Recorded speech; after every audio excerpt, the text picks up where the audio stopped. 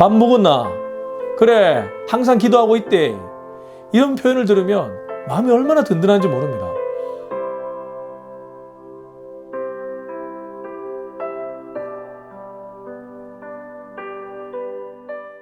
기도하겠습니다. 아버지 하나님, 오늘도 하나님의 말씀 앞에 서 있습니다. 나의 영혼을 소생시키고 하나님의 뜻을 따라 살아갈 수 있는 유일한 비결은 주의 말씀을 묵상하는 길임을 믿습니다. 오늘도 이 말씀으로 내가 살고 가정이 살고 속한 공동체가 살아나는 것을 경험케 하여 주옵소서. 예수님의 이름으로 기도합니다. 아멘. 네, 오늘은 고린도전서 4장 14절에서 21절까지입니다. 고린도전서 4장 14절에서 21절을 같이 읽겠습니다. 내가 너희를 부끄럽게 하려고 이것을 쓰는 것이 아니라 오직 너희를 내 사랑하는 자녀같이 권하려 하는 것이라. 그리스도 안에서 일만 스승이 있으되 아버지는 많지 아니하니 그리스도 예수 안에서 내가 복음으로써 너희를 낳았음이라. 그러므로 내가 너희에게 권하노니 너희는 나를 본받는 자가 되라. 이로 말미암아 내가 주 안에서 내 사랑하고 신실한 아들 디모데를 너희에게 보내었으니 그가 너희로 하여금 그리스도 예수 안에서 나의 행사 곧 내가 각자 각 교회에서 가르치는 것을 생각나게 하리라. 어떤 이들은 내가 너희에게 나아가지 아니할 것 같이 스스로 교만하여졌으나 주께서 허락하시면 내가 너희에게 속히 나아가서 교만한 자들의 말이 아니라 오직 그 능력을 알아보겠으니 하나님의 나라는 말에 있지 아니하고 오직 능력에 있음이라. 너희가 무엇을 원하느냐? 내가 매를 가지고 너희에게 나아가랴. 사랑과 온유한 마음으로 나아가랴. 아멘. 네, 오늘은 고린도전서 4장 14절에서 21절까지의 말씀입니다. 오늘 말씀을 묵상하다가 제가 목회자로 살아가면서 가슴에 새겼던 한 구절의 문장이 떠올랐습니다. 설교자 이전에 참 목자가 되라는 것이죠. 물론 참 목자는 예수님밖에 없습니다. 그러나 이 목회자들 사이에 메시지를 전하는 메신저도 중요하지만 성도들을 정말 사랑으로 목양하는 목자가 되는 것은 더 중요하다는 얘기가 있습니다. 진실로 그러합니다. 부모가 자식을 가르칠 때 물론 좋은 가르침, 훌륭한 가르침을 가정에서 교육해야 될 것입니다. 그러나 그 전에 전제되어야 될 것이 무엇입니까? 자녀를 진심 어리게 사랑하는 것이겠죠. 아무리 내 배 아파서 낳은 자식이라도 진짜 사랑하지 않으면 그의 입술에서 나오는 교육이 들려지지 않을 겁니다. 바울에게 있어서 고린도 교회 교인들은 사랑하는 자녀와 같았습니다. 오늘 그가 이 얘기를 하고 있기 때문입니다. 4장 14절입니다. 내가 너희를 부끄럽게 하려고 이것을 쓰는 것이 아니라 오직 너희를 내 사랑하는 자녀같이 권하려 하는 것이라. 내가 너희를 부끄럽게 하려고 이것을 쓰는 것이 아니라는 것은 앞에 1장부터 3장 전체에 나왔던 내용을 가리킬 겁니다. 그리고 좀 더 좁혀보면 4장 1절에서 13절에 얘기한 것을 가리킬 겁니다. 무엇일까요? 고린도 교회 교인들은 사실 분쟁 중에 있었습니다. 몇 번 강조했지만 아볼로파, 게바파, 바울파, 그리스도파 네 분파로 나눠져 있었고 한편으로는 성령 열광주의, 한편으로는 극단적 금욕주의 이렇게 극단적으로 치달아 있었고 또 그들은 바울 입장에서 음식을 먹이지 못하고 젖을 먹여야 되는 영적 아이와 같은 그런 상황이었습니다. 그래서 바울은 자신이 어떻게 살아가는지를 4장 1절에서 13절에서 얘기해 줬습니다. 특별히 13절을 보면 우리가 지금까지 세상의 더러운 것과 만물의 찌꺼기같이 되었도다. 자기 자신을 이렇게 비하하고 격하하는 사람이 누가 있겠습니까? 누군가가 나를 향해 너의 인생은 더러운 인생이다. 너는 찌꺼기와 같은 인생이다. 라고 말을 한다면 그 말 듣고 기분 좋을 사람 누가 있겠습니까? 바울은 스스로를 그 위치에 두었습니다. 전 이걸 보면서 바울의 영적 자의식, 자기 정체성이 얼마나 건강한지를 깨달아 주셨습니다. 우리 예수님도 하나님과 본체시나 동등됨으로 여기지 아니하고 낮은 인간의 몸을 입었습니다. 어떤 의미에서 천지를 창조하신 하나님이 인간의 몸을 입었다는 것 자체가 수치와 모욕일 수 있습니다. 인간은 죄덩어리 아니겠습니까? 그럼에도 불구하고 그분은 인간의 몸으로 인간을 구속하기 위해 그렇게 하셨습니다. 바울은 자기 자신을 이런 위치에 놓고 있습니다. 진짜 각성한 사람, 예수님을 진하게 만난 사람은 반드시 이러한 고백을 하게 되어 있습니다. 하나님 앞에 서면 사실 우리는 더러운 인생이고 찌꺼기와 같은 인생 아니겠습니까? 그런 자의식을 갖고 살아가니까 이웃과의 인간관계에서도 원만할 수 있는 것이죠. 그런데 이렇게 말한 것이 너희를 부끄럽게 하려고 얘기한 게 아니라고 얘기합니다. 그럼 무엇입니까? 너희를 내 사랑하는 자녀같이 권하려고 이렇게 말했다고 그는 기록하고 있습니다. 사도 바울의 가르침은 언제나 그 밑바탕에 부모가 자녀를 사랑하는 사랑의 마음이 담겨 있었습니다. 여러분 설교 듣다가 설교 꺼버리거나 유튜브로 아니면 다른 채널 가는 것 왜 이겠습니까? 그 사람과의 관계 속에서 사랑이 전제되면 그 메시지가 잘 들려오지만 그것이 아니면 불편합니다. 저는 충분히 이해합니다.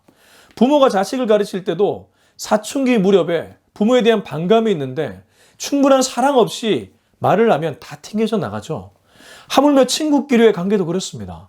진심 어리게 조언하는 그 조언은 내가 잘 들을 수 있지만 그의 마음에 그런 것이 아니라 뭔가 훈계하려고 하는 그런 느낌이라면 누가 듣겠습니까? 그래서 바울은 15절에서 이렇게 얘기합니다. 그리스도 안에서 1만 스승이 있으되 아버지는 많지 아니하나니 그리스도 예수 안에서 내가 복음으로써 너희를 낳았습니다. 진짜 진리의 말씀입니다. 그리스도 안에서 1만 스승은 많지만 아버지는 많지 않다고 얘기합니다. 여러분 우리 주변에 선생들 얼마나 많이 있습니까? 꼭 학교 교사를 가르치는 것이 아니라 친구들 중에도 선생 많습니다. 고민 상담하러 전화했다가 그냥 내 고민 들어달라고 전화했다가 일갈 훈계를 들을 때가 더러 많지 않습니까?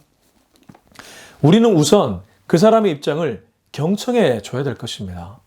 바울은 고린도 교인을 볼 때 스승의 입장으로 얘기하지 않았습니다. 그는 언제나 아버지의 입장이었습니다. 저는 저희 아버지가 경상도 사람입니다. 경상도 사람들 특징이 특별히 아버지 세대에는 좀 무뚝뚝하죠. 자녀를 향한 따뜻한 말 한마디가 어려운 분들입니다.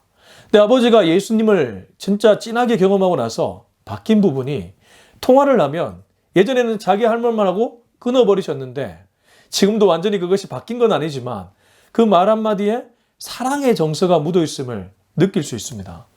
밥 먹었나? 그래, 항상 기도하고 있대. 이런 표현을 들으면 마음이 얼마나 든든한지 모릅니다. 저만 그렇겠습니까? 예수님을 진짜 만난 사람들은 그 밑에 사람을 향한 사랑의 정서가 흐른다는 것이죠. 1만 스승은 많지만 진짜 아버지와 같은 사람 참 드뭅니다. 그러나 그리스도인이 가야 될 길이 어디이겠습니까? 선생의 길이 아닙니다. 진짜 선생은 예수님밖에 없습니다. 우리가 가야 될 길은 사랑하는 자녀를 대하는 부모 마음입니다. 아비 마음입니다. 어비의 마음입니다. 그 마음으로 걷다 보면 하나님이 자연스럽게 내가 꿈꾸는 일들 이루어준다는 것이죠. 복음으로써 너희를 낳았다. 바울에게 있어 고린도 교회는 복음으로 낳은 교회입니다. 그는 복음으로 교회를 세웠습니다.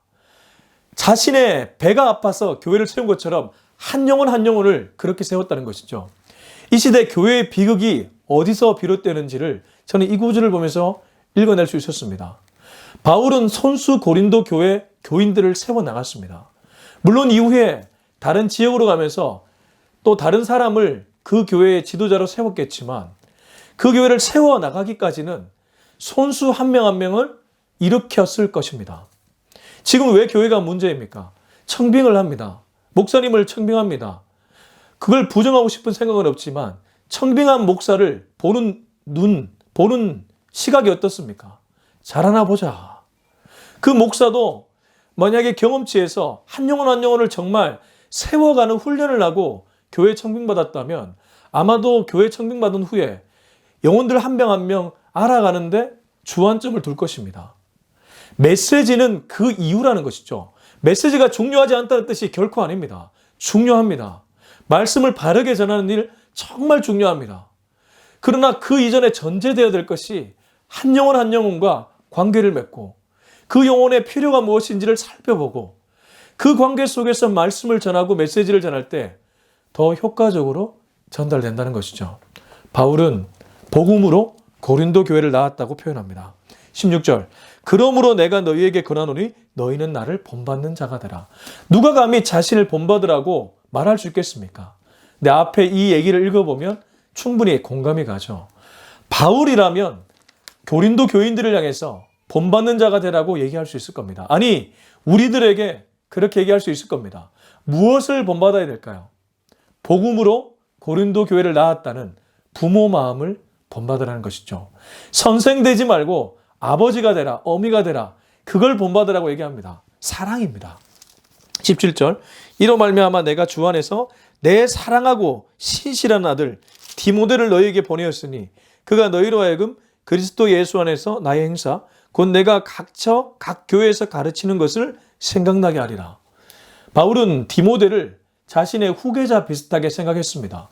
디모데 전후서를 보면 내가 영적 아들로 너를 생각한다는 것이 곳곳에서 드러나기 때문입니다. 그런 디모데를 향해서 지금 고린도 교회 파송을 하고 있는데 디모데라는 인물 자체가 바울 입장에서는 얼마나 듬직한 조력자였는지를 이 구절에서 읽어낼 수 있습니다. 저는 이 말씀을 읽으면서 저도 지금 베이직 교회에 몸담고 있는데 우리 조정민 목사님께 참 이런 인물이 되어야 되겠다라는 생각도 하게 됩니다. 아니, 좀 더 넓게 보면 지금 이 시대에 각계 교계의 어른들 계시지 않습니까? 그분들도 마음 한편으로 그런 생각 들지 않겠습니까? 내가 내 시대는 이렇게 목회했지만 내 이후의 시대는 어떻게 될까? 그런 분들에게 디모데 같은 존재들이 나타나면 얼마나 기쁘고 감사하겠습니까? 저만 그러하겠습니까? 제 친구 동역자들, 우리 목사님들 뿐만 아니라 이 메시지를 듣는 여러분들, 우리 한 명 한 명이 바울이 정말 듬직하게 생각하고 믿고 맡길 수 있는 디모데 같은 존재가 되어야 되지 않겠습니까? 물론 이 디모데를 향해서는 바울이 때로 호되게 훈계할 때도 있었습니다. 신뢰하기 때문에 그만큼 야단치기도 했다는 것이죠. 18절입니다. 어떤 이들은 내가 너희에게 나아가지 아니할 것 같이 스스로 교만하여졌으나 19절 주께서 허락하시면 내가 너희에게 속히 나아가서 교만한 자들의 말이 아니라 오직 그 능력을 알아보겠으니 어떤 이들은 바울이 오지 않을 것 같으니까 이 디모데를 보내니까 스스로 교만해졌다고 합니다. 나름 고린도 교회에서 리더 역할을 했던 그런 인물들일 것입니다. 참 희한하게 사람은 죄성이 이렇게 강합니다. 리더가 없다니까, 설립자가 안 온다니까, 디모데가 파송된다니까 교만해지는 마음이 도로 생기는 것이죠. 근데 19절 주께서 허락하시면, 주께서 원하시면 내가 너희에게 나아가서, 특별히 속히 나아가서 이 교만한 리더들, 교만한 고린도 교회 교인들의 말이 아니라 그 능력을 알아보겠다. 말에 힘이 있지 않다고 얘기합니다. 말이 무엇입니까? 정치질입니다. 말은 여론을 만들어냅니다. 언론도 그렇고 우리가 담고 있는 공동체의 사람들도 그렇습니다. 말로서 정치질을 하고 사람을 선동합니다. 그러나 진짜 생명을 살려내는 것은 성령의 능력이 있다는 것이죠. 바울이 그것을 얘기하고 있습니다. 너희들이 진짜 고린도 교회의 리더가 되려면 그 안에 성령의 능력이 나타나야 되는데 너희 말에 있는지 능력에 있는지 내가 보겠다는 것이죠. 20절 하나님의 나라는 말에 있지 아니하고 오직 능력에 있습니다. 21절 너희가 무엇을 원하느냐 내가 매일 가지고 너희에게 나아가랴 사랑과 온유한 마음으로 나아가랴. 이 21절의 매를 말로 바꾸고 사랑과 온유한 마음을 능력으로 바꾸면 딱 매칭이 됩니다. 너희가 무엇을 원하느냐 내가 말을 가지고 너희에게 나아가랴 아니면 능력으로 나아가랴. 그러면 이제 잘 드러납니다. 말은 매와 같은 거라면 한 차례 딱 때려서 정신 차리게 만드는 그러한 도구라면 능력은 사랑과 온유한 마음이라는 것이죠. 그래서 20절로 돌아가면 하나님의 나라는 그 말에 있지 않고 도리어 능력이 있다는 겁니다. 성령의 능력, 정말 사람을 사랑하고 온유하게 대하는 그 마음에 능력이 있다는 것입니다. 그것 자체가 능력이라는 것입니다. 언변이 화려하지 않아도 미사여구를 쓰고 배운 지식이 탁월해서 언변이 화려하지 않아도 진심 어리게 영혼을 생각하는 사랑이 있고 그 사람을 존중하게 여기는 온유한 태도가 있다면 그것이 오히려 하나님의 능력으로 나타날 수 있다고 바울은 얘기하고 있습니다. 그래서 고린도 교인들 중에 무릇 리더가 되려면 이러한 태도를 가지라고 이러한 마음을 가지라고 권면하고 있고 그것은 지금 우리들에게도 여전한 줄로 믿습니다. 여러분, 우리에게 닥쳐진 여러 가지 일들이 있습니다. 내가 오늘 풀어가야 될 숙제들이 있습니다. 사람과의 꼬여있는, 실타래 같이 꼬여있는 관계도 있습니다. 어떻게 풀어내겠습니까? 말로 풀어내려면 힘들 것입니다. 말은 또 다른 말을 만들어내고 도리어 악순환이 될 수도 있습니다. 사랑과 온유한 마음, 부모의 마음, 아비와 어미의 마음으로 나아갈 때 우리는 이 문제를 능히 극복해낼 수 있을 것입니다. 바라기에는 저와 여러분이 오늘 바울이 얘기한 이러한 가르침으로 우리가 있는 자리에서 그렇게 살아낼 수 있기를 예수의 이름으로 축원합니다. 기도하겠습니다. 하나님 아버지, 이 시간 우리가 함께 기도할 때에 주님, 나에게 이런 마음을 부어 주시옵소서. 말에 힘이 있는 것이 아니라 하나님의 능력을 사모하는 사람, 사랑과 온유한 마음으로 나아가는 사람이 되게 하여 주시옵소서. 부모의 마음으로, 아비의 마음으로, 어미의 마음으로 나가는 자 되게 하여 주시옵소서. 우리 주님 이름 한번 외치고 뜨겁고 간절하게 기도하겠습니다. 주여! 아버지 하나님, 오늘도 주님 앞에 나갑니다. 기도하며 나갑니다. 무릎 꿇고 나갑니다. 주님, 말이 화려한 사람, 언변이 화려한 사람이 아니라 정말 한 영혼 한 영혼을 사랑과 온유한 마음으로 대하는 자가 되게 하여 주시옵소서. 설교자 이전에 목자가 될 수 있기를 원합니다. 메시지를 전하는 메신저 이전에 사랑의 마음으로 그들을 대하는 목자가 될 수 있기를 원합니다. 부모의 심정으로 복음으로 교회를 나왔다고 고백하는 바울의 마음으로 살아가는 자가 되게 하여 주시옵소서. 내게 닥쳐진 여러 가지 문제를 주여 그냥 말로 풀어내는 자가 아니라 쉬운 길로 선택하는 자가 아니라 주님의 목자의 심정으로 그 영혼 한 명 한 명을 세워나가는 데 앞장서는 주의 종이 되게 하여 주시옵소서. 우리 모두가 그렇게 살아갈 수 있기를 원하오니 주여 그렇게 역사하여 주시옵소서. 주여, 하나님의 나라는 말에 있지 않고 성령의 능력이 있다는 이 표현을 붙잡고 이 구절을 붙잡고 살아가는 일생 되게 하여 주시옵소서.